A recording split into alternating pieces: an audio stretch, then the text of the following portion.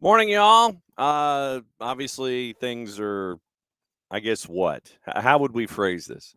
A little cold this morning, as evidenced by this device. Like I said, we're in day two of this device, hopefully, day last. And we will discuss everything on your mind completely and totally. All right. So it's kind of a stacked show. And I got to leave a little early because of taking the boss to a follow up doctor's appointment from yesterday. Morning D. Graham, morning Alex. So the rundown is like this. One of the busiest men in show business. If we can figure out technology, Ben Jacobs is going to be joining us at 9:30 from Gimme Sports Talk Sport, all points in between. And we'll discuss everything Miguel Almiron, silly season, maybe a little bit of his Leicester, the Premier League, all things there. Maybe some Latte Lath and some odds on Edward and Atlanta United's place in the European stage, how Atlanta United is perceived when it comes to what they are when it comes to transfer windows and such. And so we'll talk to Ben coming up in and around 9:30. We'll catch up with him for about 20 minutes, and then Bart Keeler is going to join us.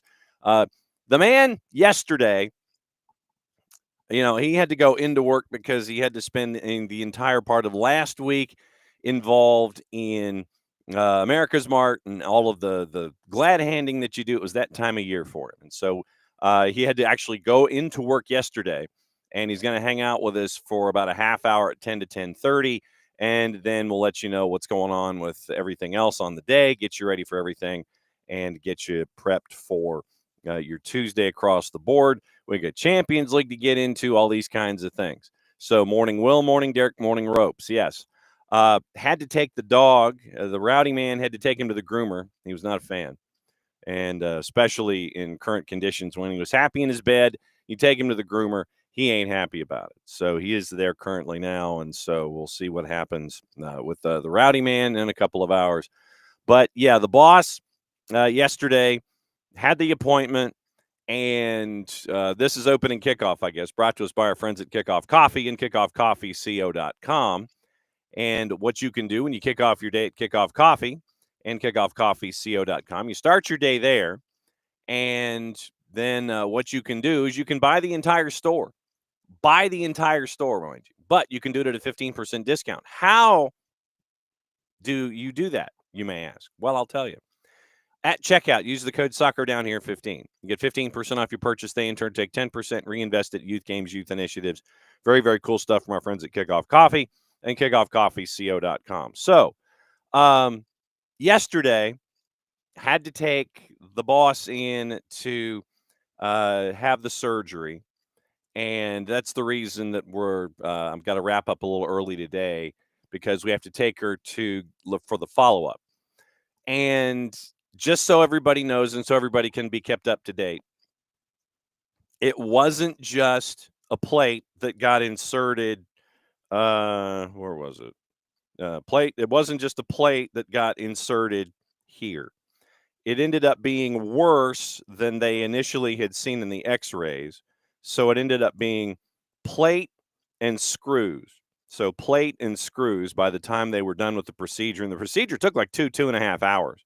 So I spent a lot of time in off of a Wi-Fi hotspot, catching up on emails and editing. So she had, when we left the surgeon yesterday, she had big old cast on. She could still wiggle her fingers and things. And, with all of that, then they tell you all the things that you're supposed to do to help them out the day that they're not there. We had to go to multiple pharmacies to try and track down medication. So that was fun because and the only saving grace there was that she had been so Novocained up in the shoulder that she couldn't feel anything. Will, to answer your question, 3 weeks ago, we were at her mom's place for Christmas. And she is, if you've ever met her, you will know that she is a very independent person. So what she wants to do is if there's something that needs to be cleaned, she'll clean it. She'll just go ahead and do it. She sees something that needs to be done, she'll do it. And I always remind her, hey, if you need help, let me know. So we were taking Christmas decorations at her mom's house, at her at her childhood home, her last childhood home. And we were taking them up from the house up a hill into storage sheds at the top of the hill in the backyard. And most of the time, it's pretty easy to do, but there had been some precipitation, and there is access to the second. There were two sheds, one high and one higher. Access to the higher shed, you had a ramp, and it was a ramp that was at about a 20-degree angle, and it didn't have steps attached. So when leaves fall on it and it gets wet, the wood gets naturally slippery. So it's dusk. She's taking stuff into the shed, and as she's coming out of the shed, she slips on the ramp and falls on her wrist. So that's how she broke it. No snow here in Office HD yet either. So that was how she broke it. Literally, as she's going down the ramp, she slides, she falls on it, and she falls on her wrist. So that was how it broke. Initially, they thought it was just a hairline fracture with no splintering or anything like that. And so they were thinking, maybe 8 weeks. But she needed to have surgery to have it looked at. So yesterday when they had the surgery, the doctor actually, the main doctor, literally pulls out his phone and he's got a picture of the x-ray, and he shows the x-ray and he's like, okay, well, this, and this. This is what happened. This is what we thought. And so it's a plate and screws. So instead of it being just a hairline fracture and a plate inserted,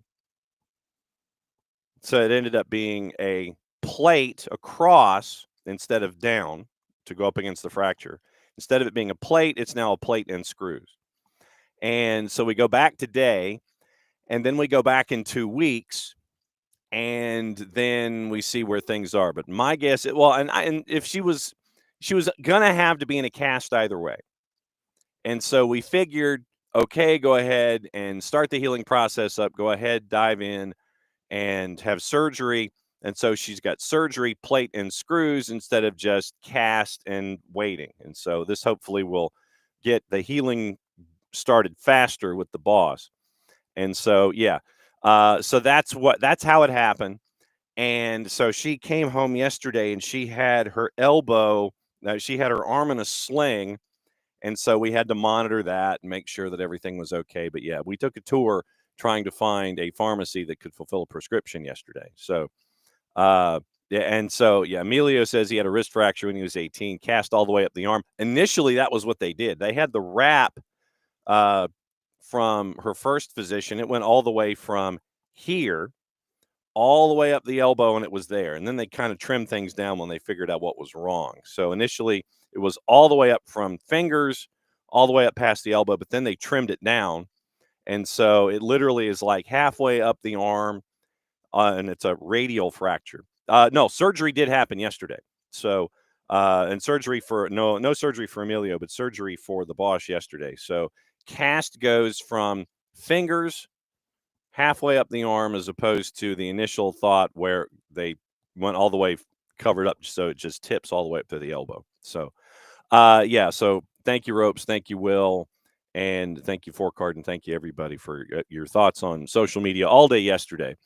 But that's where we are with the boss. And so the boss is having to navigate her dominant arm being in a cast and trying to get dressed with one arm. So she's navigating that, and it's kind of like, wardrobe twister. And so she wants to figure that out for herself. But I always say, like, if you need help, I'm here. And so that's where we are. So we go back to the doctor today, probably wrapping up about 10:45, and then go back to the doctor. They take the wrap off, put her in a cast for a couple of weeks, then go back in another couple of weeks and sit there and go, okay, healing's doing good. You're going to have another couple of weeks in a cast. And I'm like, well, tell me something I don't know. Because when I broke my leg in high school, it was 4 + 4. And so that was where we are. Badger says wife had hip replacement surgery about 2 months ago. Worried that she's going to need the other one soon. Take good care of her. Oh, yeah. No, that is. Thank you, Badger. No, I certainly do. And it was literally checking on her every hour on the hour. She was kind of watching the college football game last night. And so keeping an eye on that in addition to everything else. But she finally did find a position where she could elevate and actually did fall asleep. And Advil actually did better than the prescription that she took twice yesterday, and then she took Advil in the middle of the night. So there we go. Will, mom had similar 2008 or 9-ish. Get a call from the aunt. You got an aunt problem. Aunt Joni's here. The one, the relative with too big. Why is your mom in the hospital? My mom's not. Exactly. Yeah. Yeah. Can imagine how that call went. Will, absolutely true. Yeah. It's like, what? Tripped and fell down the stairs. Worst break. Surgery. Yikes. Tripped and eesh.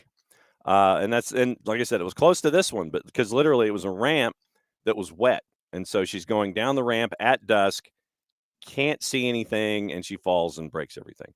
Yeah, Tom was watching some of the CFP last night and wrist break surgery. But I was more concerned about the weather more than anything else. I was concerned about the weather and the boss. And so I really wasn't watching. So I didn't watch much of the game last night, but so that's where we are. So the update on the boss is opening kickoff, brought to us by our friends at Kickoff Coffee and kickoffcoffeeco.com. I need to figure out how to bring the QR code over and have it here in front of me to block me out. I wasn't watching either. No, did not see. No, I was there with you. No, Tom, I was there with you. Didn't see any of it. Not watching. Kickoff Coffee, kickoffcoffeeco.com. Use the code soccer down here 15 at checkout. You get 15% off your purchase. They in turn take 10%, reinvest at youth games, youth initiatives from our friends at Kickoff Coffee and kickoffcoffeeco.com. Morning, Dawn Star. No, Michael, thank you. Michael, by the way, Michael Head lives about a 5-iron from here, from the studio space. And so Michael Head and his boss, they come by with their dogs, and the rowdy man yells at everybody. So tries to make sure that Patty is equally protected. Didn't watch much of it last night. Like I said, I was focused on the weather and I was focused on the boss. And Tom didn't even hate watch it with a 7 and the 8. Okay, the other promos. Once again, Olive and York. You can get the first ever SDH jersey, thanks to our friends at Kaiser Permanente and in our friends at Beyond Goals Mentoring. And thanks to Scott Flood and the Flood Project for helping us design that. It is out. You can go to Olive and York. They make it all special for you. They personalize it if you want. Navy jersey, you can either have white letters and numerals with personalization or a light blue. So navy and white, or so white on navy or light blue on navy. Take your pick. And you can pick up the first ever jersey thanks to our friends at Kaiser Permanente at Olive and York. You can also get all the SDH gear at soccerdownhere.net, the redesigned website. Jason did a bang-up job on that, far more advanced in those kinds of things than I am.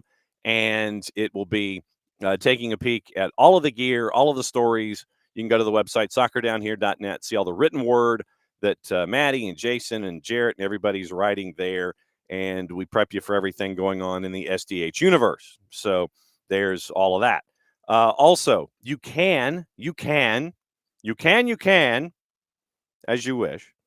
What you can do is you can also go and help out the Marshall Islands Soccer Federation. I still have the scarves here. You can get the jersey and the bucket hat and all those other kind of things. They have their 2030 no home jersey out now. So the 2 jerseys, the bucket hat and the scarf, you can go to the Marshall Islands Soccer Federation website. You can get all their stuff, and you can help out the Marshall Islands. Like I said, I got the scarves. So if you pick up a scarf, I hand it to you. So that's easy. So that's pretty simple where that's concerned. Also, when it comes to gear, our friends at Grady Baby and Grady Baby Co., what you can do with them is you can get our gear with our collaboration with our friends at Grady Baby and Grady Baby Co. And soccer is just better in Atlanta. You've seen Jason wear it. You've seen me wear it. It's in the red. It's in the black. And the proceeds there at Grady Baby and Grady Baby Co., what those are and what that can do is what you can do is you can help out middle school soccer projects, programs attached to Atlanta Public Schools. So looking at that. So it is Grady Baby Co. Soccer's just better in Atlanta. Help out Atlanta Public School middle school soccer program. Olive and York, once again, those go to our projects in the Soccer for Good category for 2025. Marshall Islands, soccerdownhere.net. You can get all the gear. All the other places. All right, so that's where we are. We caught up with the promos. Keep an ear out as we go this week. For those of you that are going to Chattanooga, we might have some assistance for you there as well. So when that happens, we'll keep you posted. All right, coming up in about 10 minutes. 10 minutes or so, depending on technology. Ben Jacobs is going to drop by, and we're going to kind of go through rapid fire with him, looking at everything involving Oddson Edouard, Emmanuel Latelat, Miguel Almiron, how Atlanta United is perceived in the world sphere. All these things coming up with Ben, and we'll catch up with Ben for about 20 minutes. And as he is one of the busiest men in show business, we will definitely not keep him as much as we'd like to monopolize his time with all the stuff that he does with Talk Sport and Gimme Sport, all the, Choice D, all the above. We got to manage him. And, he can come in anytime he wants. We'll talk about his beloved Lester maybe too. But wanted to kind of roll through rapid fire with Ben coming up in about 10 minutes.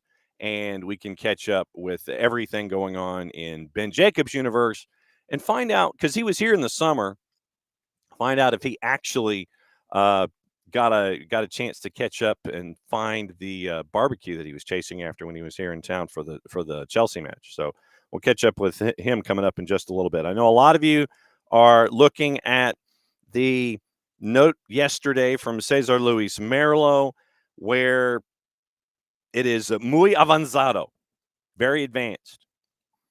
Miggy and Atlanta United. And like I said, we're going to talk about that with Ben and go, okay, where does Miggy rank in the Newcastle purview? What happened?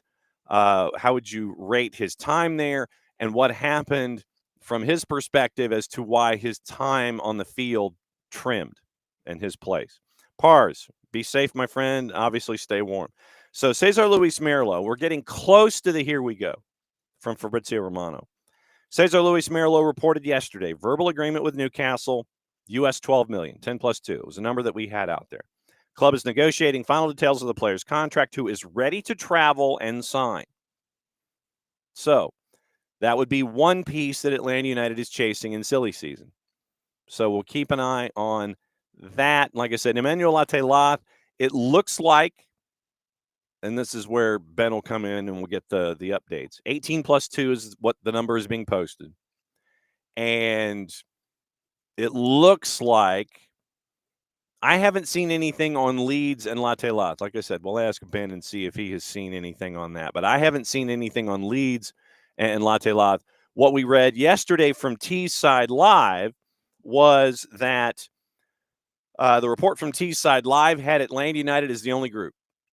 And I know that Latelat might be, and Tom, taking your thought from Leeds might be looking for someone to take the place of Patrick Bamford. That has been out there for a little while. So would Latelat be the hashtag Bamford replacement? Don't know. Like I said, we'll find out. And Oddson Edouard, where we are with Oddson Edouard is the idea that his interest in Major League Soccer has cooled. And so that's why we haven't heard anything else. The last thing we heard was last week that didn't have a timestamp attached to it, which could have gone all the way back to the initial thoughts on Oddson Edouard and Atlanta United and $15 million, where Sammy Mokbel from the 4-letter paper just posted a one-liner on his 280-character app saying Atlanta United's interested, put in a bid for Oddson Edouard for $15 million. That's all. That's the last thing we heard that didn't have a timestamp attached to it.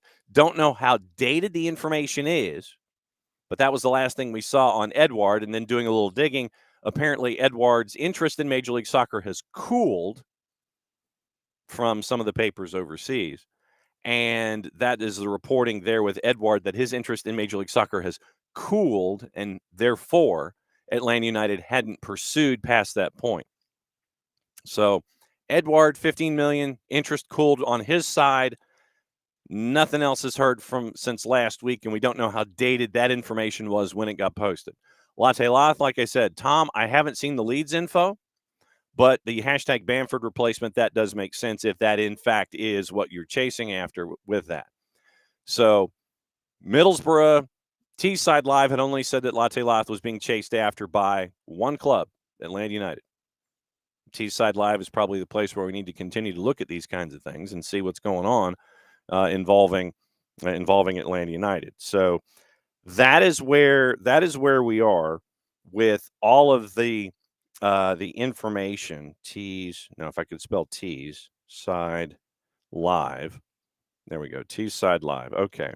So Teesside Live, and trying to see if there is anything involving sport and Teesside Live. Of course, it just wipes the whole thing out. So might have to go end up and chase the paper and see what's going on with that. So that's where we are with the three names. Looks like, once again, Furuhashi is linked to Ren. Haven't seen anything advanced where that is concerned, but it looks that way. So that's why, in ranking all of the reports that we're chasing, Furuhashi is 4, Edward is 3, Latte Lath is 2, and Miggy's number 1. And one of the interesting things that I saw in looking at the latest involving Miguel Almiron was the photo of him from the initial interest, where he looked like he was looking for the Uber at Charles de Gaulle. Someone had pulled that photo back in and was trying to do an update and sit there and talk about Miguel Almiron and go, yes, yes, yes, yes, yes, but using that old photograph. Okay, thank you. Oh, Ornstein. Okay, United Boost with, okay, thank you. So LeedsUnited.news. Hang on just a second. Thank you, Thomas. So, and like I said, this is what happens when I'm a device down. LeedsUnited.news. That's an interesting way to pursue it. So, okay, so LeedsUnited.news and so it's Ornstein. Okay, so Ornstein, and this is as of 11 o'clock, I'm guessing, local time. So 6 o'clock this morning here on the East Coast. So whether Leeds will sign a striker up for debate, Daniel Farke could no doubt do with the competition. Farke hinted to Wilfred Gnonto. Latte Lath has received interest from Leeds, seems to be the number one option for Farke in terms of the striker category. Leeds fans may think their pursuit of the Ivorian is over with. Atlanta United close to signing Latte Lath. All may not be as it seems. Signature of someone like Latte Lath would be a statement of intent from Leeds in terms of their pursuit for promotion back to the Prem. 11th championship goal of the season, surely keeping Leeds on the striker due to his form, but also the revelation. Ornstein has given the latest on Latte Lath. So, okay, so thank you all for the update. But it goes to Ornstein, and so Ornstein is tier 1. So LeedsUnited.news would be tier 4. Ornstein is a tier 1 source. Ornstein is given the latest on the Latte Lath situation, although talks continue and agreement still hasn't been reached for the Ivorian to make the jump to Major League Soccer. Clubs in Europe and the Prem also monitoring the situation to potentially rival Atlanta for his signature. No deal agreed yet. Latte Lath's future remains open situation with the Whites not out of the race yet. So Michael Carrick, once again, had said for sure he'll keep playing, and we'd referenced that quote once before. So Ornstein, solid. LeedsUnited.news, not so solid. But the fact that Ornstein has in here the note on Latte Lath, so keep an eye on that. Now, the question is, for Atlanta United has 18 plus 2 on the table. Yeah, and D. Graham, to your point, Burrow to Leeds, especially in a promotion chase, if there's interest, this could turn into something akin to a bidding war. So we'll see what we're staring at. And it is time. This is fun. This is fun because the last time we saw this guy, we were trying to steer him to barbecue in Atlanta. We were trying to steer him into the ways of barbecue. And since it is 9:30, incredibly punctual. Love it. And we got Ben Jacobs dropping by. Fantastic.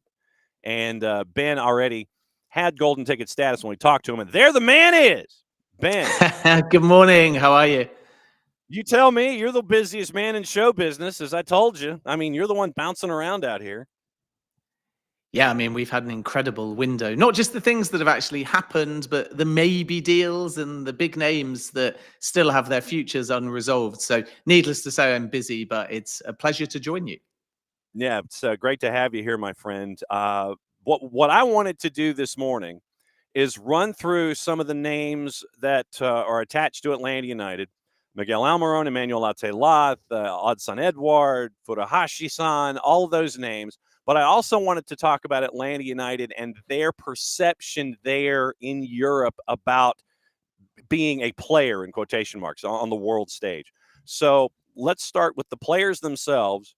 Miguel Almiron, Cesar Luis Mireles said 12 million. That's agreed to right now. They're just kind of waiting on getting signatures. What's the latest in the news that you have on Miggy?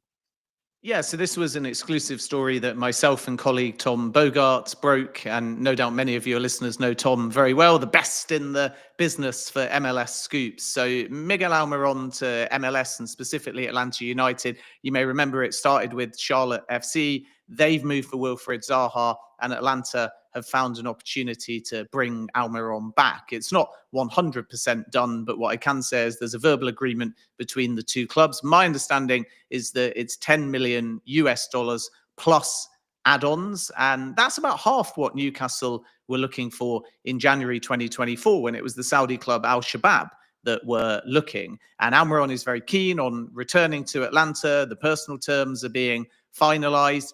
And then there's just one question mark, which I think shows you the amicable relationship between the clubs.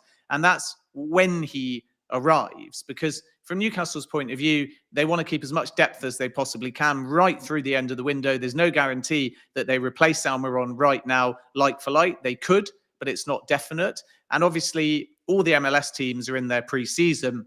And Miguel Almiron is already fit. He's midway through his own season. So it may not be that much of a concern to Atlanta United if it drags on a few more days, simply because of the fact that they're in a privileged position where they're building up to the new season and they're going to be inheriting a very fit player. So the expectation, because Newcastle already have verbally accepted the deal, is this one gets done. It's just a case of when exactly he's given the permission to fly, if it's going to be now or if it's going to be right at the beginning of February, nearer the window closes, because Newcastle have kept Almiron in their matchday squad and they've still got a couple more games that potentially, if they're not going to replace him, they could look to use Almiron for, at least in their matchday squad.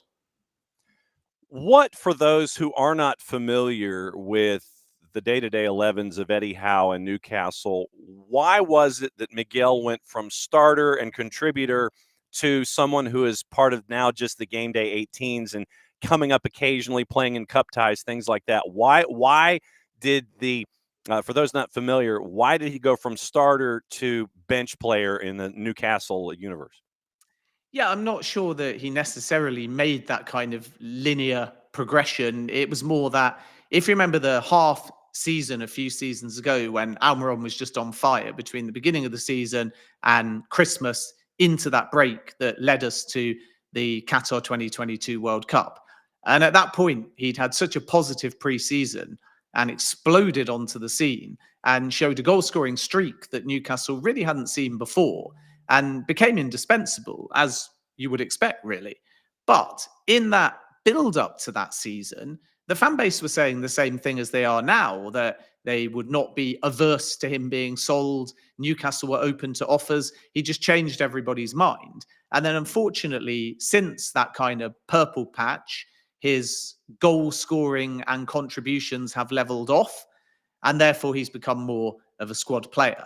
And Newcastle, therefore, even before the purple patch, have been looking for this kind of right-sided forward or winger that can have a more significant goal impact than Almiron is capable of. So at the moment, he's finding himself on the bench. Jacob Murphy sometimes plays on that right-hand side. It's a 4-3-3 formation. You've got Alexander Isak, and then usually Anthony Gordon is on the left-hand side. So it leaves Almiron as a little bit more of a squad player. There is Harvey Barnes that can play on both sides as well. So he's fallen down the pecking order. But like I say, you could make more of an argument that he's returned to where he was 2.5 years ago. He changed Eddie Howe's mind. Still very valuable because he's very positive positive, very happy, very liked by his teammates. And we shouldn't underestimate the impact footballers can have as characters, even if they're not starting every week. Actually, a lot of managers like a player that says, okay, I accept my role in a squad rather than the starting 11, and I'm happy for that, and I'm going to be hungry to try and earn my opportunities. And Almiron is that kind of player. But the reality is that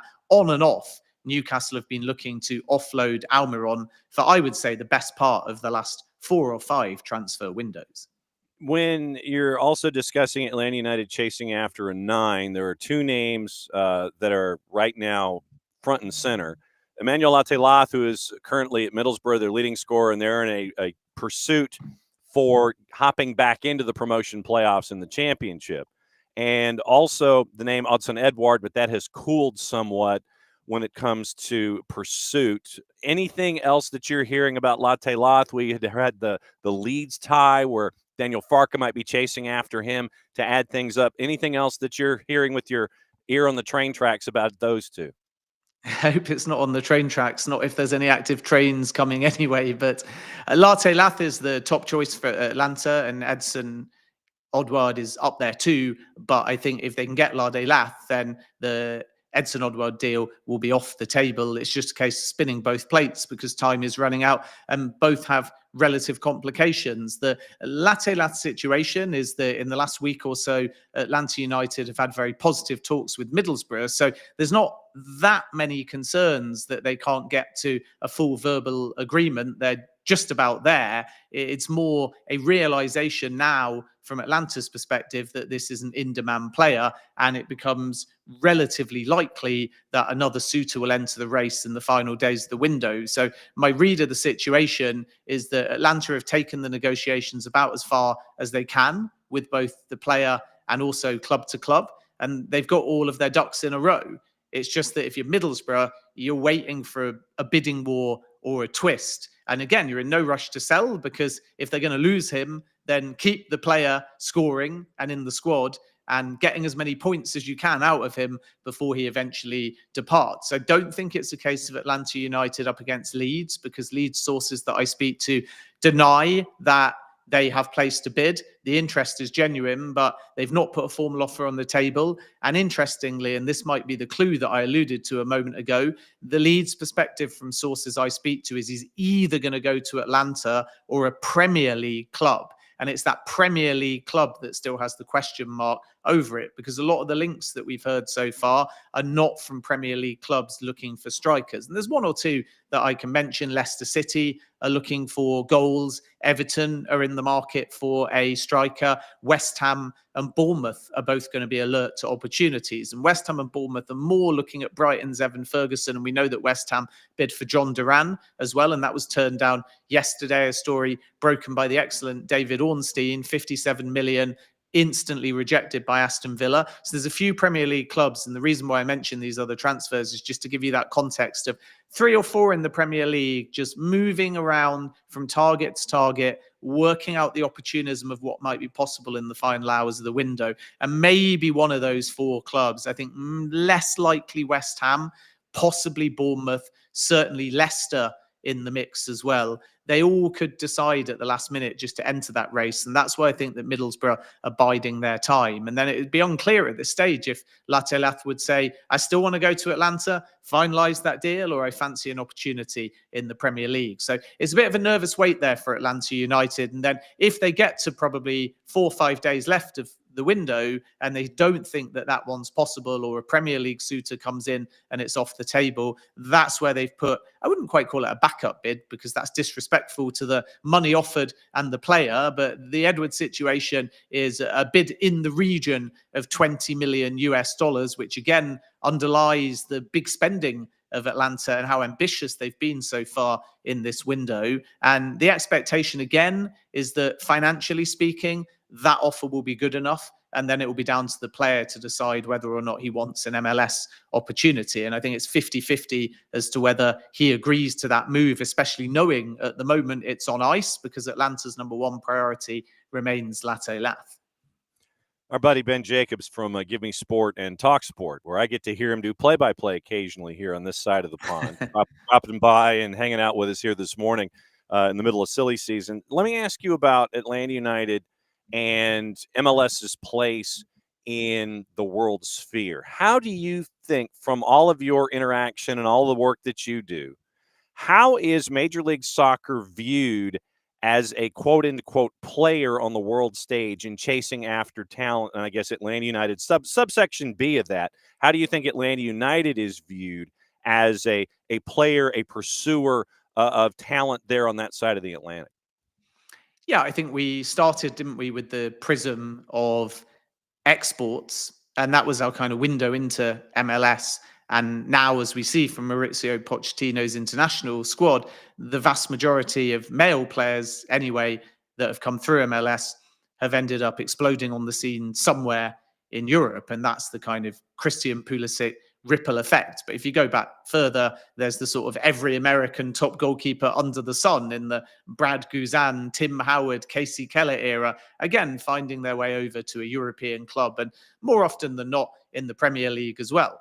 And once you got that influx, I think the opportunity to find young players from MLS really became clear to most clubs and fans. And there's definitely now not this feeling of an American player coming to Europe and not being good enough in terms of technique or development. If anything, it's the opposite now. And there's a feeling that the infrastructure that you have in place through the college system and the USL into the MLS is very secure and structured. And it's creating a new generation of both male and female talent that can go on to big things. So then phase two is, can you keep these players in MLS? Because although it's great to say you develop them and sell them on very early in their career, the way MLS grows is obviously by cultivating homegrown or home-based talent and keeping them in the league for as long as possible. And that's what raises the standard and the value of it. And then if foreigners come as well, you have that balance, as we've seen from the Premier League since the early 90s, that allows the league to develop. And it is a balance between wanting US talent and promoting them, in addition to having those box office stars to get global eyeballs. And I think, unlike USA 94, we're now going to see the World Cup in 2026 have a really meaningful legacy in terms of grassroots, in terms of infrastructure, hopefully a strong knock-on effect to the women's game as well. So I think MLS now is starting to catch the eye. There's more global broadcasters. There's more foreign talent coming over. What a coup for Charlotte to get Zaha, or for Atlanta to be able to re-sign Miguel Almiron. And I think the Almiron thing shows you, even though he's a little bit older now, of course, that full circle moment when he left Atlanta United and realized he was going on to big things. Did he think at that point that he would go full circle and still feel that he could offer something in terms of peak Almiron returning to Atlanta United? And I think when he left, the appetite to return probably wasn't there. But now he realizes that he's walking into a very competitive league of a high standard. Then you look specifically at Atlanta United, and I think it has naturally grown to be synonymous with success. I remember the 2018 MLS Cup definitely putting the club on the radar. And those were the sort of glory years, of course, because there was a US Open Cup as well. And in addition, naturally, they'd won in, I think, 2018, the MLS Eastern Conference Championship as well. So in that kind of period, we started to, I think, realize how serious Atlanta United were. We know that some of the backroom staff went across from Atlanta United, like Darren Eales, who was at Newcastle, sadly now has ill health, so has had to step away from that role. The likes, of course, of Tata Martino or Frank de Boer and so on, all again putting the club on the map. And I just think you don't get that caliber of backroom staff or that blend of star power and talent staying in the MLS unless your league is progressing. So I think MLS is in a very healthy position, and it's only going to get stronger off the back of the 2026 World Cup. What about when it comes to flashing the wallet? Say I am insert MLS owner here, or MLS, director of soccer operations, and I go wandering over to Europe and I'm chasing after talent. What is the perception from your mind about MLS coming over? And it's like, yeah, well, I want your guys. I want your guys. I want your guys. Do front offices in, say, Premier League, Championship, all the other leagues that you look at, sit there and look at an MLS guy and go, who are you? Or do they actually have them as an equal player at the table and basically money talks? It doesn't matter where it comes from these days. Yeah, an equal player. And remember, half the Premier League now have got some form of American investor or owner. So it's flipped, and you're not dealing with top clubs in England anymore that are all English, or all ingrained in English football. They're global. And you could argue they're America predominant in terms of the makeup of their collective shares. So it's actually a lot of the time an American owner dealing with an MLS club, and they know exactly the potential and they know the growth opportunities. So I don't think we're looking at America being at less of a standing, whether we're talking MLS or even USL, because remember, a few years ago, USL used to basically be reserve teams, and that caused an issue because you had this odd balance of very young players coupled with effectively demoted ones, and there was maybe a bit of a lack of cohesiveness and balance, and in some cases motivation. Now they've ditched all of that, and you have a competitive league, effectively a tier down from the MLS. And again, you have a lot of pathways for players to come through, and global clubs realize that. So there isn't as much of a risk factor now about signing a player from MLS. And in addition to that, the clubs are cultivating partnerships because the clarity of progression for male and female players is so much stronger and arguably even more stable than in the UK, because in England, you get pulled away at, let's say, 11 or 12, told you the next superstar. It can impact your location, your family, your schooling. Whereas in America, there's much more of a pathway through collegiate into USL or MLS, or obviously in the case of the women, the USL Women's League or the NWSL. And the progression, I think, allows global clubs to track players more definitively, plus the fact that there's a lot more emphasis now in MLS on data, on injury prevention, on technical training. And what we're seeing that perhaps didn't exist 10 years ago as a result is top clubs bringing talents over at very young ages for a kind of try before you buy experience, which is part of the courting process to say, come over, watch a match, meet the squad, train with them. Sometimes it's a formal trial. And a exclusive that me and Tom broke a few weeks maybe ago now was Nimfasha Berchamas, who is a Charlotte FC player, and he got flown over to Manchester United. And don't think that would have happened 10, 15 years ago, because likely that kind of player age profile wouldn't really have been on a top club's radar. But now most of these European teams have got full and significant scouting networks in North America. They've always had them in Central and South America as well. And the World Cup is obviously an extra opportunity with the investment to develop that grassroots talent.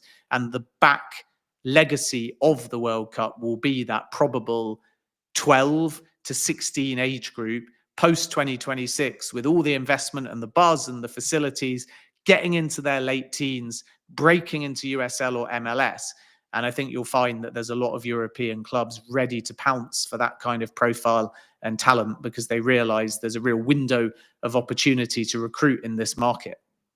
All right, so before we let you go, what storylines are you chasing after today when it comes to the Premier League and silly season, and Ruben Amorim trashing TVs, and Ange Postecoglou sitting there going, yeah, I'm going to fix it, and don't worry about everything? What are you chasing after today? Yeah, I'm leaving the MLS to Tom, although we are both across the Almiron and Latte Latte situations, which could move very quickly. I think more so Almiron than necessarily Latte Latte, only because of Borough's perspective to wait and see for a little bit. I'm across Marcus Rashford's future. We shouldn't rule out a stay at Manchester United, but certainly Dortmund and possibly Barcelona are going to be there. Alejandro Garnacho, Chelsea and Napoli, both interested in the player. Key question is, what price might Manchester United reluctantly sell for? I'm told in the region of 80 million US dollars, possibly 5 or 6 lower than that. But as a starting point, Manchester United's valuation is very high. Mateus Cunha at Wolves, he's not yet signed that new deal. So the door is just ever so slightly ajar for Arsenal and others. So it should be a busy week. And I think some of these plot lines might run right until February the 3rd. And I keep having to remind myself to say February the 3rd, because we so glibly call it the January window. And usually it is the January window. But this particular season, I should point out that in England anyway, the window shuts on February the 3rd. So we've got the best part of 2 weeks to try and find clarity on some of those stories that I mentioned. And see if there's going to be a player who's just going to sit in his car in a team's parking lot and figure out that, yeah, they want me and I want to be here, but there's been no talk about you being here. Well, no, I'm still here. I'm sitting in the parking lot. Cut the promo for me. Where can folks find all of your stuff? Well, you can follow me and Tom as well on Gimme Sport, and we've got lots of breaking news and hopefully some MLS exclusives for you. On X, I'm at Jacobs Ben. On Instagram, at Ben David Jacobs. And of course, you can hear me on TalkSport. I'll be back at the weekend as well for another Premier League commentary. So make sure that you get in contact with me if you're listening, and I'll give you a shout out. What he said. As always, my friend, great to see you. You know that your golden ticket status is always here. So the link that I sent you this morning is good because that is the studio space. If you ever want to get anything off your chest, barbecue, hey man, I need some barbecue. Can you send it to me? I need this. I need this. I need this. My foxes are driving me crazy. They didn't do anything. You know that you have golden ticket status and can visit anytime, and you can crash the party here on the morning show. Great to see you, my friend. We will catch up with you soon. Yeah, keep up the good work as well. Always enjoy listening to the show and look forward to coming on soon. Have a good day, everyone.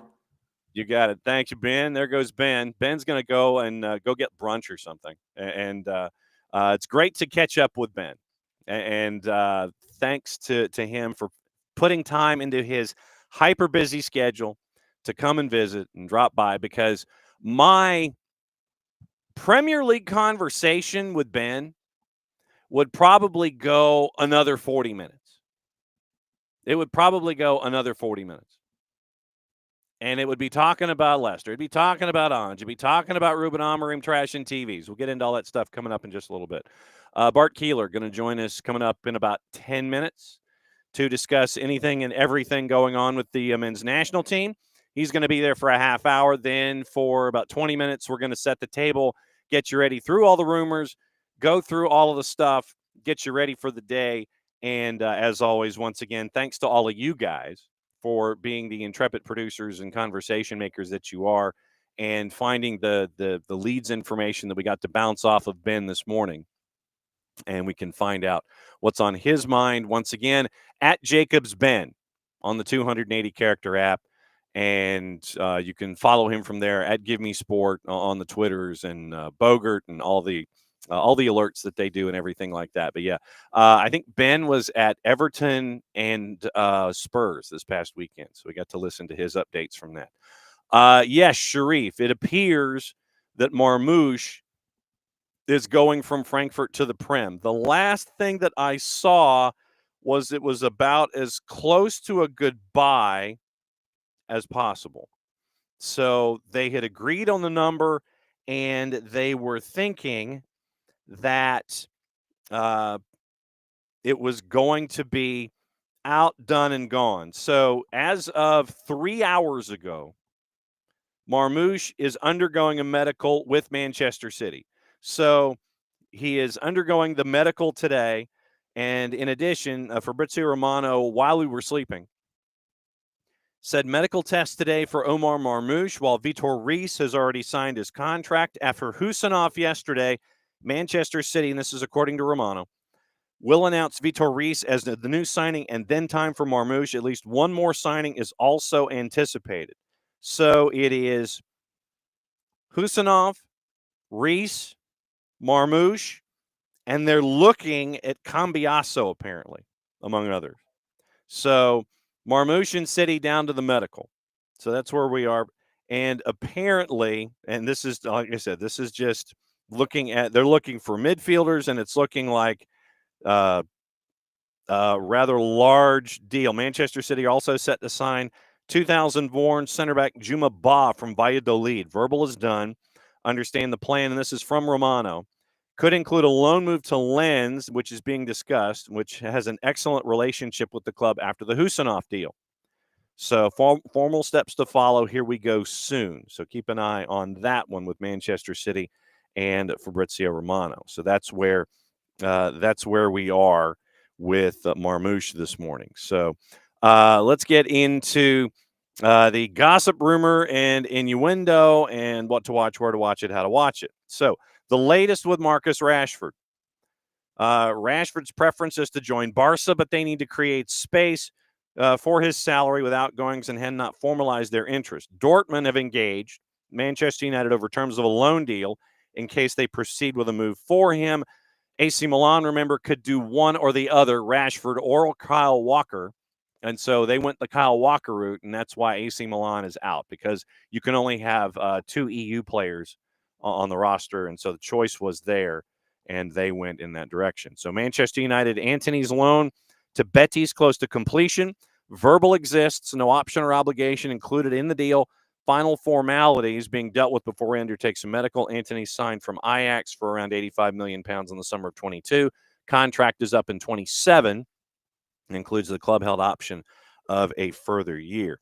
From Melissa Reddy, Napoli expected to accelerate their interest in Garnacho, as we mentioned with Ben, with Conte driving the deal. Initial approach just shy of 40 million pounds, knocked back under the impression United want to do business around the 60 mark. Napoli will look to compromise. Sky Italia reporting United execs have traveled to hold a meeting with the club over Garnacho. As revealed, not actively looking to leave Old Trafford, aware he'd be sold for the right price, and as such is considering his options. So Carlo Ancelotti says Real Madrid will decide when he leaves, not himself, as he plays down suggestions he'll quit the club at the end of the year. Alphonso Davies, as of an hour ago, on the verge of extending his Bayern Munich contract until 2030. Negotiations had focused on a deal until 29, but there has been a breakthrough, expected to sign for a further year. Sky Germany, which translates probably into Florian Plettenberg, among others, that the Canada International will earn approximately 12.6 million pounds gross per year. So that's what you're looking at involving that. And so Leeds among the club, we were talking strikers for Leeds and the interest of Latelath and Middlesbrough. William Goebbels is considered for a loan from St. Gallen. 8 goals on the Swiss side, all comps. 23, began his career at Lyon and has played for Nantes in France. And Reese is signed from Palmeiras for a fee of 29.6 million pounds. And the Brazilian U17 International 18 league appearances for Palmeiras since coming through the club's academy. Sky News reported a number of clubs, including Brighton, had gathered information on the 19-year-old. Palmeiras were always, and this is the wording from Sky. Palmeiras were relaxed over the situation after selling an array of talent to Europe in the past 18 months, including the likes of Endrick and Willian Esteval. So they were relaxed. They were relaxed about it. So, yeah, they were relaxed. So Reese, they were relaxed about. So let's see. Transfers.com. So I have to go to transfers.com. Hang on just a second. Tom has posted a European note so it is. Oh, okay. The football transfers account. Dortmund, Milan interested in Jack Grealish, but that's from the 3-letter paper. Keep the information from your own peril. Ancelotti is not leaving Real Madrid. Absolutely not decided to leave. I hope to stay for 4 more years. Bayern Munich confirmed that Tom Bischoff is going to join in the summer on a free transfer. We mentioned Vitor Reis. Villa signed Andres Garcia from Levante. Chelsea looking at signing Dusan Vlahovic, according to the Times. And Hugo Larsson is a confirmed target for clubs as well. So keep an eye on that. All right. So before Bart gets to join us, we get into the gossip on the other side of the Atlantic. We mentioned Garnacho. Corriere dello Sport is mentioning 50 million pounds to sign. West Ham, Ben Jacobs mentioned Jean Duran, 57 million pound bid, rejected. Determined not to sell, meaning West Ham, valued him at 80 during the current transfer window. So 57 million to 80, there's a gap there. Chelsea considering a move for Vlahovic, having held talks with the Italian club about selling Renato Vega to them. That's from the Times. United looked at Ryan Aït-Nouri and Tyreek Mitchell from Crystal Palace, with PSG's fullback Nuno Mendes an unviable option this transfer window. According to Onda Cero, and this is where the quote from Ancelotti came, Ancelotti set to leave the club in the summer with Xabi Alonso, the favorite to replace. Onda Cero is saying that. Ancelotti came out and said, not so fast, my friend. Liverpool have a fresh contract wrangle on their hands. Konate yet to sign a new deal. Manchester City and Grealish being tracked by Milan and Dortmund. That's a three-letter paper. De Bruyne says he hasn't spoken to Manchester City about a new contract. Something will happen with his current deal running out in the summer. Spurs considering a move for Liam Delap, but could face competition from Chelsea. Liverpool not accepting an offer for Harvey Elliott in January or the summer, despite his lack of first-team football. Milos Kerkesh will remain at Bournemouth despite interest from United, but he will likely move during the summer window. Spurs facing a struggle to land Milan Skriniar this month among competition from Galatasaray and PSG. AC Milan considering loan moves for both Højlund and Xerxes. Juve have held discussions with Udinese over a move for Thomas Christensen, who is also a target for Manchester United. All right, so it is 10 o'clock. No, it's 10:01, so it's my bad. My bad, and so I'm bringing in Bart a minute late. So first and foremost, sir, how was the week at the Mart, and what is the mug?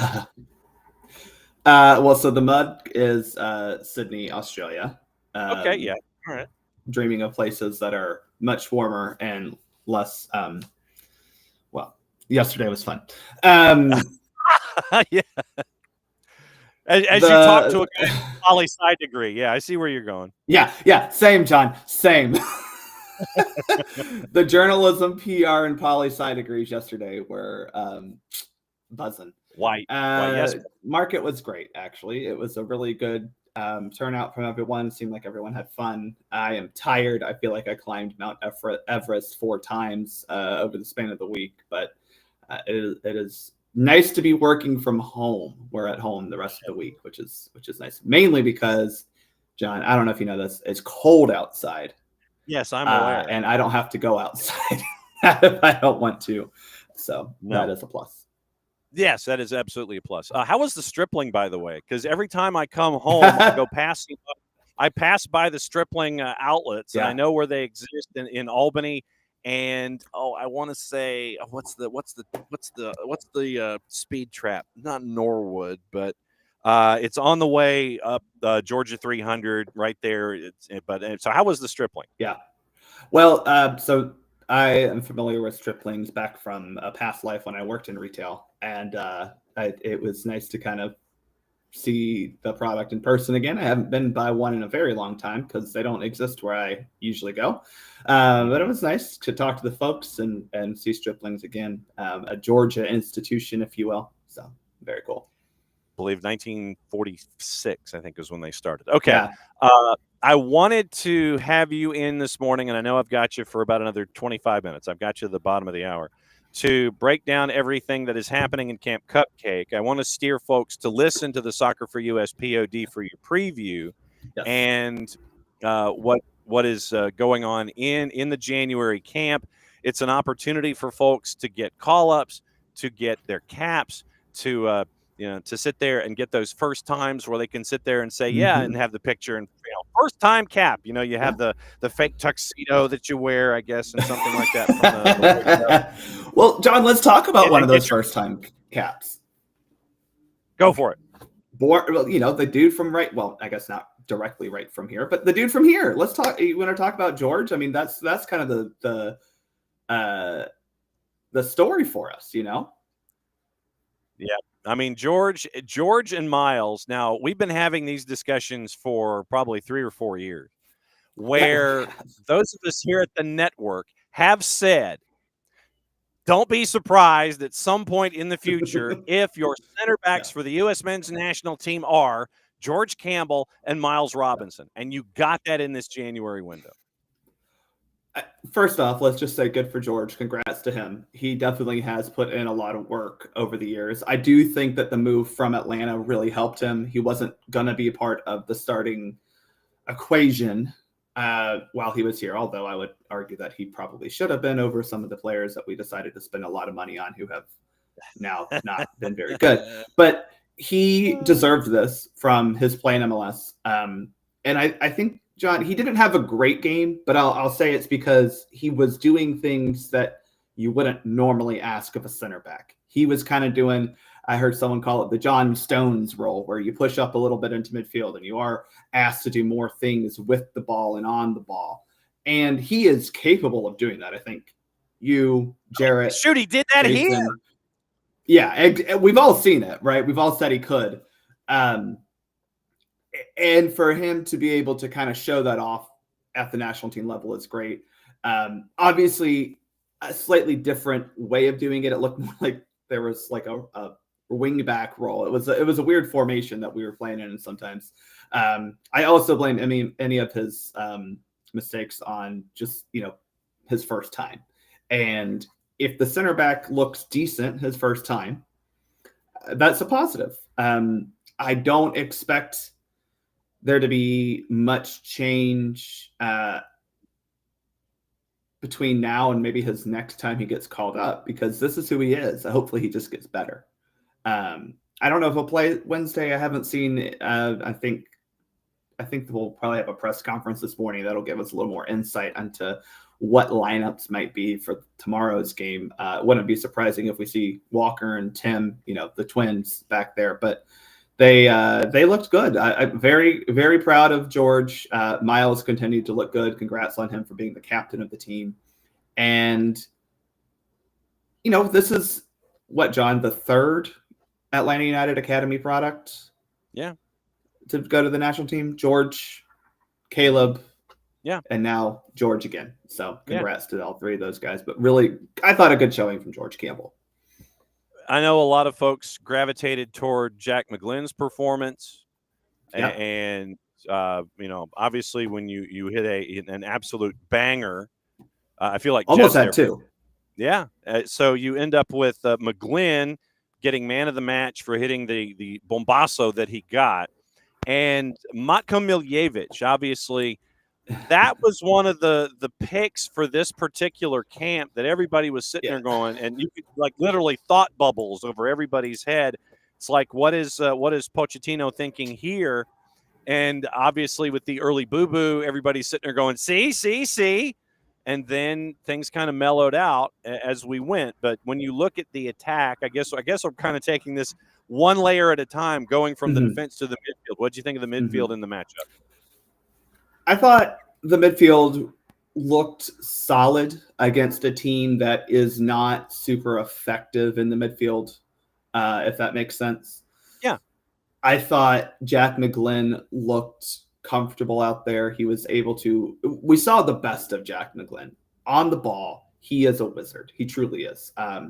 He is able to pick out passes. He was doing some of the Pat Mahomes, look off a defender and then find a nice little – scene for an attacking pass. I thought he obviously stood out for all the good reasons. I don't know if his weaknesses were challenged, which his weaknesses, John, are that he's slow. And that really wasn't a factor in this particular game. There wasn't a whole lot of that.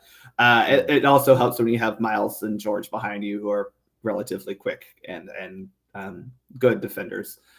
But I don't think Kromashki looked particularly noticeable. It wasn't one of those where you go, wow, he really stood out. He kind of blended into the game. And Miljevic, I'm not quite sure what to take of him, to be quite honest. I respect the fortitude and the assertion to grab the ball and say, I'm taking this penalty kick. But, buddy, if you're going to do that, you got to finish, because, look, one, selfishly, we were 3 minutes in and I needed a shot, but unselfishly, shout out to Abby, by the way, who was there with us. But unselfishly, that is one of those times where in a normal game, John, how often, I don't want to go back to 2019, but a missed penalty kick can really throw off a game and give some momentum back to the opponent, right?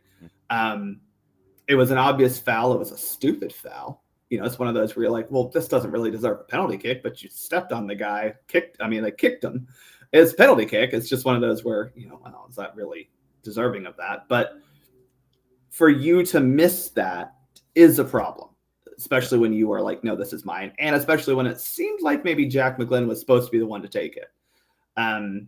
But that's what this camp is for, John, to answer your point about the thought bubble. Why is this dude get called in? one, it's January camp. We take who we can get sometimes. Yeah. And two, it is a time for guys to prove themselves. And we need to see more guys have this attitude of literally taking the ball and saying, I'm going to prove myself. Now, he missed the penalty kick. So what did he prove? I don't know. But that in itself is a positive. But, buddy, you've got to make that kick. Because if you don't, that in the grand scheme of things, let's just say, John, he gets called up to the Gold Cup this summer, right? Yeah. That, like, missing a penalty kick in an actual competitive tournament game would be a problem. Yeah. Yeah, just a bit. I know that folks, when you were talking Kromoski here, to me, some folks seemed surprised at where he was positionally and what he was doing when it came to, but for me, I would challenge that thought and say, look, Tata Martino down with Messi and friends is basically telling him, okay, I need you to do this. I need you to lay back. I need you to be more defensive. So we've seen him in more defensive postures when he's been playing professionally. So I wasn't necessarily surprised, but everybody seemed to be freaking out and sitting there and finding a vuvuzela or a trumpet wherever they could find it and go, see what Kromoski, Yeah. But I didn't seem all that surprised by what Kromoski was being asked to do. Well, two things. One, just it seems like Pochettino does like that number 10 attacking midfield type of player on the field. That's probably because he's Argentinian and they breed those like we do cotton down here. They just, you pluck them off trees, it seems like in Argentina. It's cotton, peanuts, and number 10s, exactly. Yeah, So I think from that standpoint, Kromoski's not going to see a lot of time moving a little bit forward. And we've seen this kind of with Pochettino's system as he has two, I don't want to say deep lying, but two guys who are a little deeper in the midfield. But to your point, and I'm not saying they're the same player, the same person, or equal skills or whatever. But John, I would venture to say that the reason that Tata has Kromoski stay a little deeper is because he is at the club level next to a defensive midfielder who's not particularly mobile. Need your help at the back. Just kind of hang back for me. I just need you back there. And I'm not saying Jack McGlynn and Sergio Busquets are the same guy. I'm not saying they're on the same level, John. But I'm just saying they both possess qualities that you don't necessarily want to have to spend energy on defending. Do you get what I'm saying? Because they're not going to win that foot race or the 1v1 defensive battle.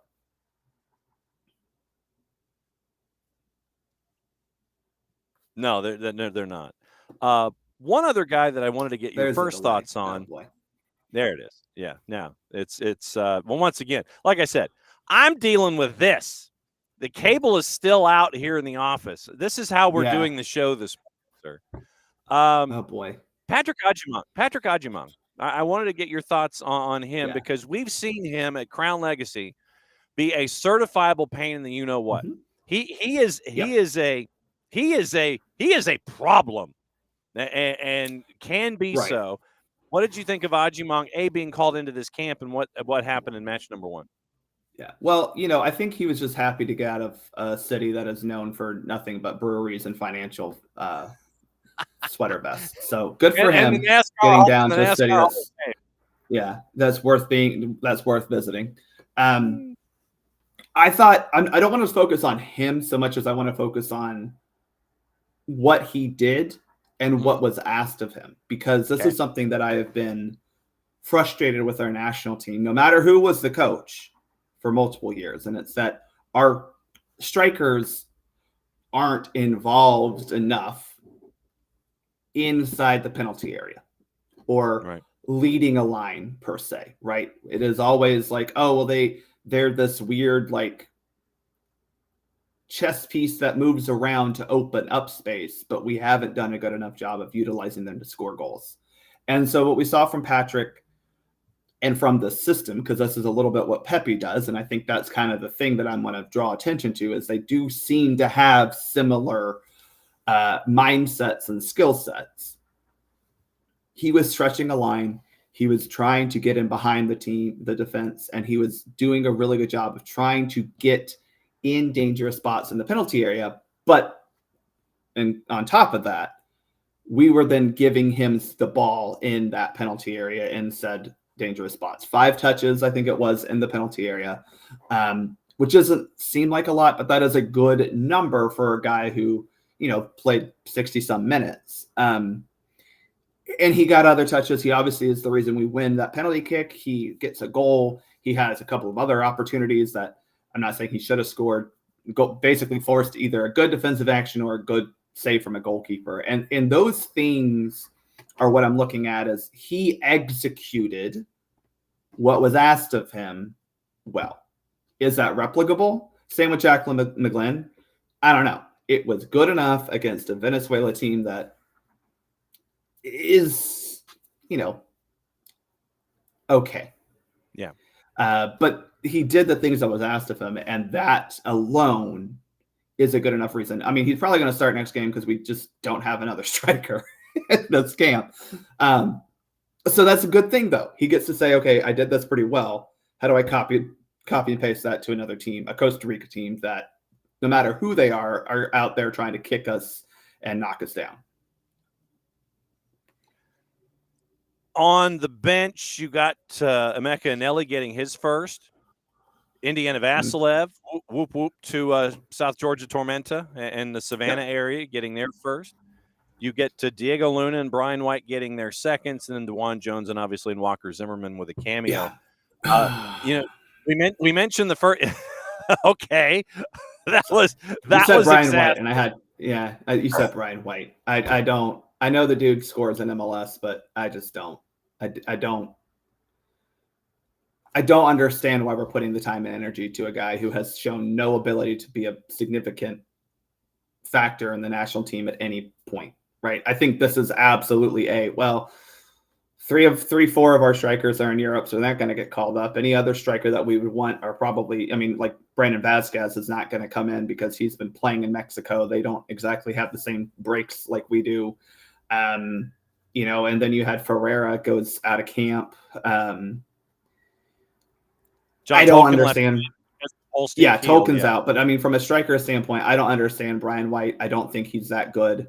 I think he's overrated in MLS, and I don't think he fits in with the national team one iota. And I just wish we would stop trying to call him in just because he's a dude. There are other options. And Patrick Amyang is one of those that I think we can see as this guy might be a better look. There's a reason I think he started. And it's clearly because he did the things that Pochettino wants better than Brian White. I'm just sorry. I don't understand the time and energy put into Brian White. Okay. Alyssa Nair. Okay. I like that. Yeah. Alyssa Nair gets named U.S. Soccer Female Player of the Year after her last USWNT season. Seemed like a slam dunk for me. If you go back a couple episodes of the Soccer for Us pod, we talked about who our players of the year should be, and I said Alyssa Nair. And it's because while you can easily say it was triple espresso, the reality is, especially during that run in the knockouts of the Olympics, it's not like we were scoring a ton of goals. And Alyssa Nair had to come up big, not just in the gold medal run, but you look at the She Believes Cup and W Gold Cup. Both of those tournaments were her save multiple penalty kicks, score a penalty kick outcome. And outside of that, she really just had a stellar 2024. I think John, I'm gonna say this because not to be controversial, but because it's true.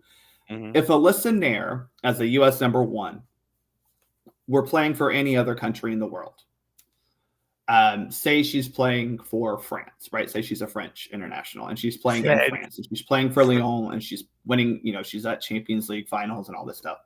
Mm-hmm. I think she would be very much considered the best goalkeeper in the world.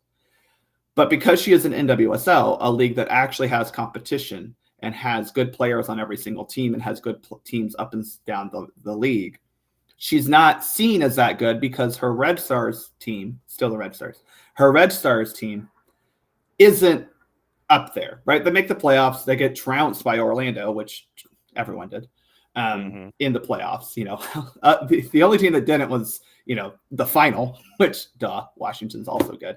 Yes. And so they see her club stats, and they're not great because, she's going against some of the best players in the world in her league week in and week out.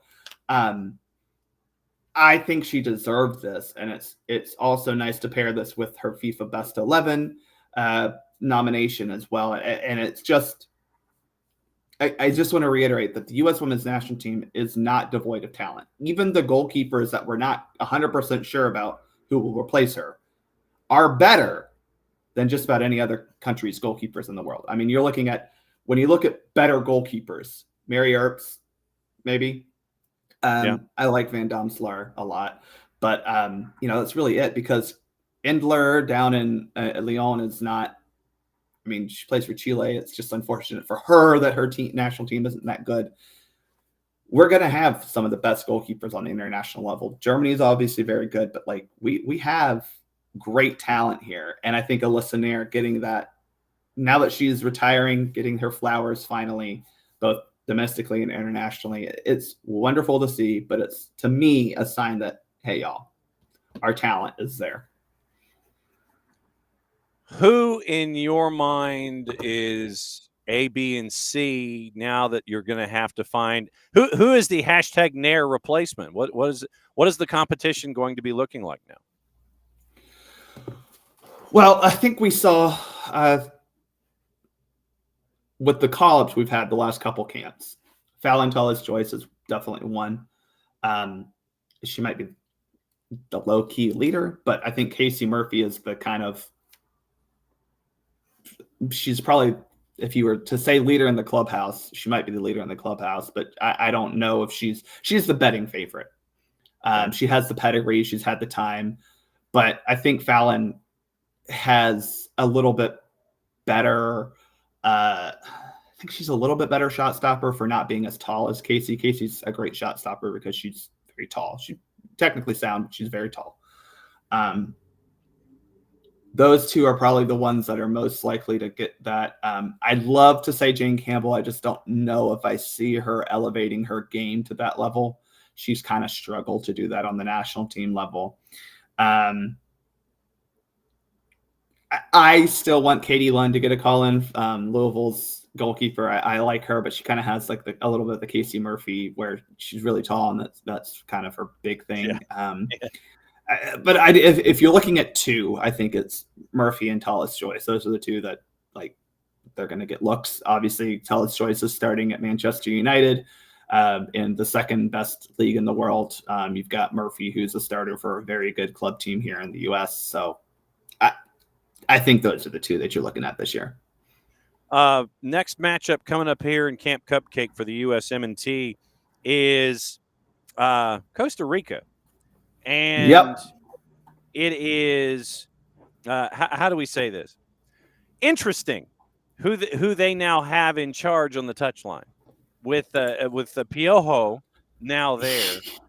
What are you anticipating that? That's not me. I didn't do that. I think that was me. What do you think this brings to the table for Costa Rica going forward? I'm going to say this not to say that they weren't this beforehand, but a little bit of sophistication, which is a weird thing to include with Herrera as the coach. But Mexico as a national team and Herrera as their coach and a lot of the clubs he's played, they fight hard, they run hard, but they try to play. To some extent, they try to play possessive, attacking, good soccer, right? You do all the hustle part, and you're ready to go into a fight whenever you feel like it, mainly because your coach is about to have a stroke on the sideline. But that man always looks like he's about to pop a coronary artery. I'm just saying he does. But Costa Rica has traditionally always had that too. They've always been a thorn in the side of the U.S. and other teams. Like they succeed in CONCACAF because they are gritty, determined, and organized. And those are good qualities. But if Herrera can take some of his attacking philosophies, right, and help the Costa Ricans kind of put that into the already solid defensive structure they're kind of just born with, I think that will help them, because right now, John, it's very clear that they are the fifth best team in CONCACAF, in my opinion. They're behind the big three of USA, Mexico, Canada, and then Panama has eclipsed them as that next best team. They used to be the third best. They used to be easily the third best team in CONCACAF for a good decade there. They fell down a little bit. They had kind of a missing generation. And so with El Piojo, I think they are looking at how do we get back to that, but understanding we need a coach that kind of has that pedigree to teach our guys how to get back to there as well. Okay. What is going up next for Soccer for US POD here during Camp Cupcake, sir? Yeah, so we'll have a Camp Cupcake update, probably not this week, but definitely next week, just because Camp Cupcake update. Yes. We'll have that kind of reaction.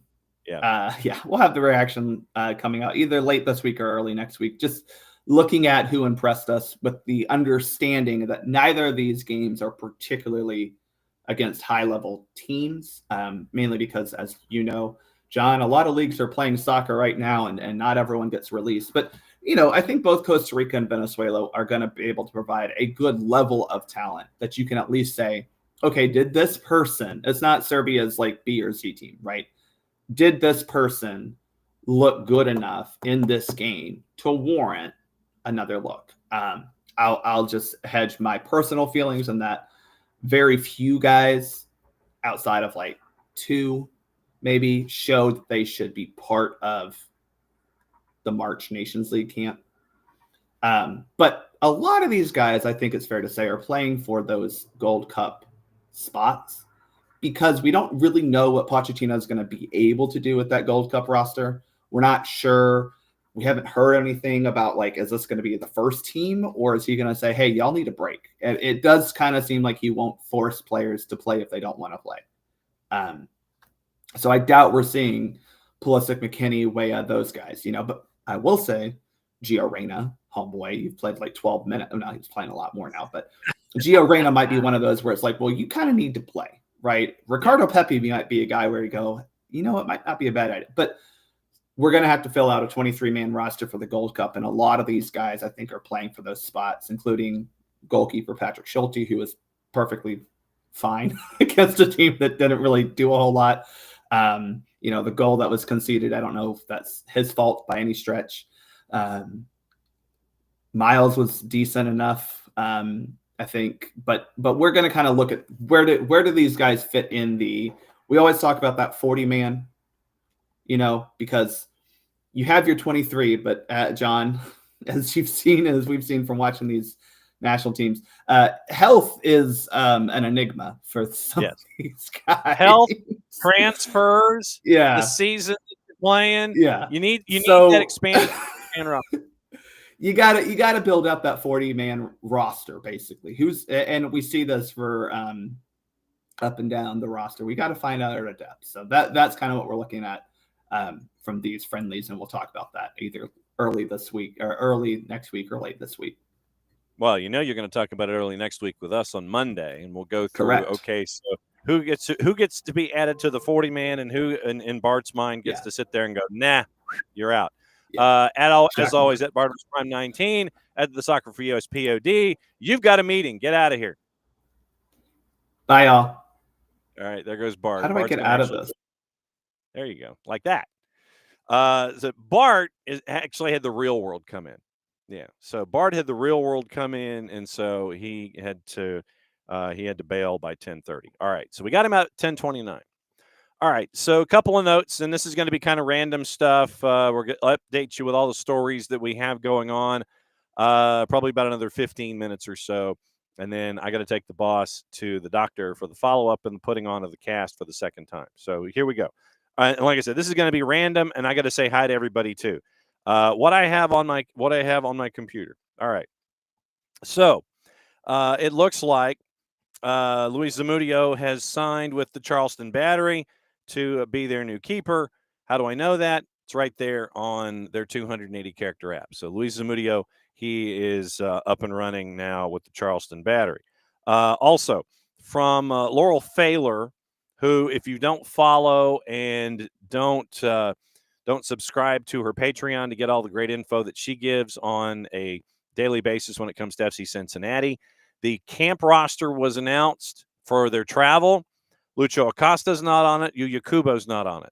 They anticipate Miles being a part once Camp Cupcake is over. Also, this morning from Laurel, FC Cincinnati finalizing an agreement to send Alvaro Barreal on loan to Santos through the end of 25 with a purchase option. Sources confirmed to Queen City Press.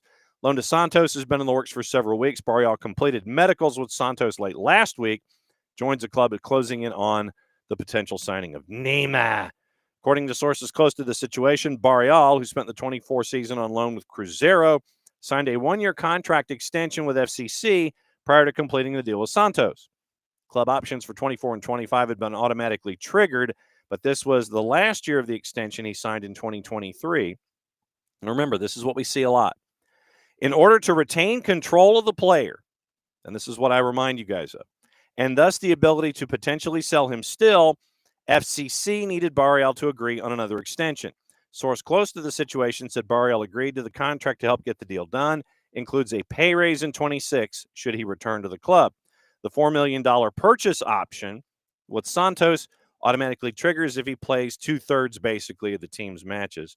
FC Cincinnati had expected Cruzeiro to purchase his contract at the end of his loan last year or for another buyer to step in, and GM Chris Albright had been building the roster around other players, including Barreal's replacement and Luca Orejano. Orejano doesn't want to be in Cincinnati either right now. Barreal joined FCC in September 2020 from Vélez and was a part of the turnaround under Pat Noonan in 22-23. All-Star season, scored a Puskás Goal of the Year contender, drawn interest from clubs in Europe, requested the loan to Cruzeiro, was playing well until injuries impacted his performance late August and playing time diminished. So that's the latest with Barreal, and $300,000 loan fee Santos will be paying for Alvaro Barreal. Some stupidity down here.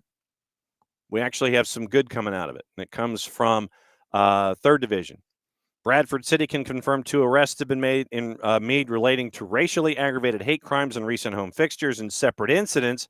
West Yorkshire Police detained an individual in the West Stand during the game against Chesterfield, another person in the away end at Grimsby Town on January 4. Club staff took immediate action to identify the individuals, notify the authorities, ensure appropriate action was taken. Both cases now subject to ongoing police investigations. Bradford City has zero tolerance toward racism or any form of discrimination. We urge anyone who experiences or witnesses such behavior to report it immediately in as much detail as possible to ensure the club can take appropriate action. So, good work from our friends in the third division of the English football pyramid. Okay, time to say hi to everybody, and then we can go on with all the other news and notes and everything that are here. But once again, thanks to Ben Jacobs for dropping by this morning. It was great to see him and great to have him break everything down when it came to Miguel Almiron, Emmanuel Latela, Odson Edward, all those pieces and what MLS means in the world sphere as part of the transfers and bringing the talent from Europe and the European theater to Major League Soccer. So it's great to catch up with Ben and find out what's going on in his universe, which translates into a lot. But I can't thank him enough for the time and dropping by on a Tuesday. So saying hi to everybody. Morning, D. Graham and Alex and Will. Morning, Derek. Morning, Ropes. Morning, Tom. Morning, Emilio. Morning, Four-Card. Morning, Badger. Morning, Thomas. Once again, morning, Will. Let's see. And once again, thanks to all of you guys for all of your comments and your warmth involving the boss. It means a lot. It really does. Morning, Michael Head. And once again, like I said, Michael's about a 5-iron from here east to here. So I can hit a 5-iron. If I can get it through the trees, I can get a good roll. That's where That's where Michael Head is in relation to Office HD. So, morning, Dawn Star. Glad that you are in this morning as well. Let's see. Morning, Jason Nix. Nix last night says he couldn't even root for the Meteor because they were playing at Mercedes-Benz. Morning, Ricky Ricardo. Let's see.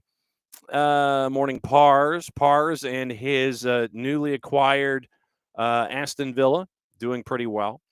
And thank you, Thomas, for the heads up on Ornstein and Latte La. That came in handy. Let's see. Morning, D. Graham. For what it's worth, Thomas says also saw something that suggests Leeds didn't have $20 million in their transfer budget this window. Let's see. Morning, Sharif. And let's see. Who else am I missing? Let's see. Now, Badger's got the $1 billion question involving Spurs. What point do Levy and ENIC get the hint that they're actually the problem? But that's the thing.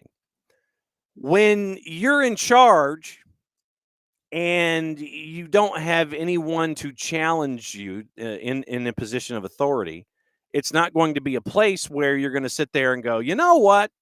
I think I'm the problem. I don't know if ego will allow that. And especially if there isn't anyone sitting there saying that the emperor is naked.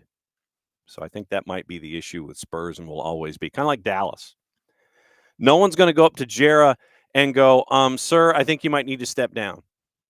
That's not going to happen. So I think the Cowboys and Spurs are kind of in the same boat. Let's see. Morning 4-card. 4-card. Barca needs to stay away from any deal. And I say this is someone who cares very much about Barca. Yeah, pay your bills first, please. Pay your bills first. Only make selling deals that make sense. And that's true. And I know he's asking a lot, but please just have some common sense. Barca. Don't know if that's going to happen. Barca's probably going to figure out how to sell more boxes that don't exist and try to figure out what's going on. Morning, Sharif, Thomas, and Tom, and Abby, good morning. You guys are talking about FIFA restrictions. Construction guys in the house with a kitchen redo. Can't wait until everything is all done. Get the dust out. More work to do.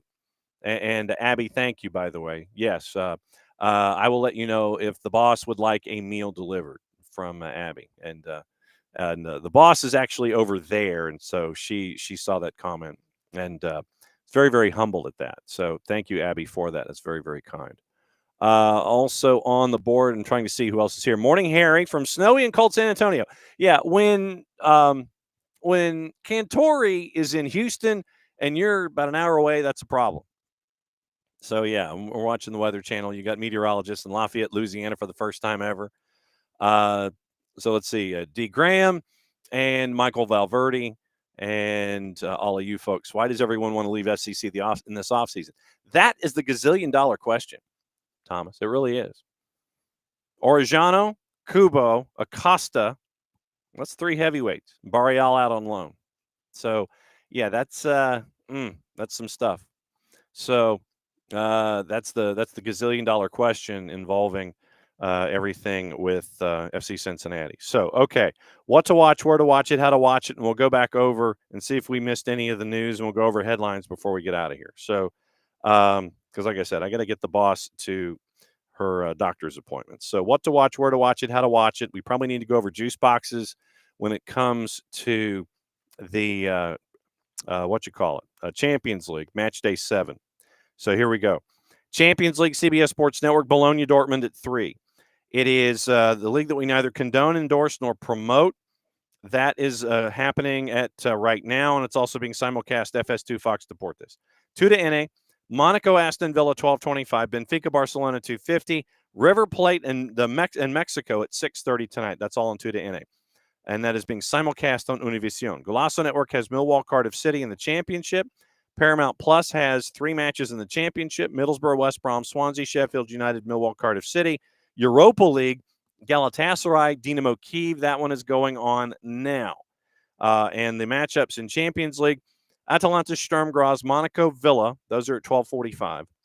3 o'clock, Atletico Madrid, Bayer Leverkusen, Benfica, Barca, Bologna, Dortmund, Bruges, Juve, Red Star PSV, Liverpool, Lille, Slovan Bratislava, and Stuttgart. All that's being simulcast on VIX, including the friendly, and that gets you through today. So there you go.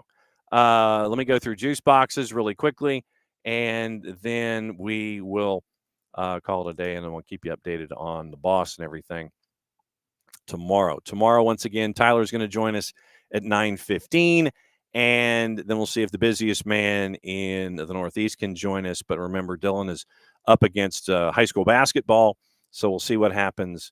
I'm trying to get Dylan Butler on the show. Okay, today. Now, remember, League Face today and tomorrow in Champions League. Atalanta minus 500 hosting Sturm Graz at a plus 1270.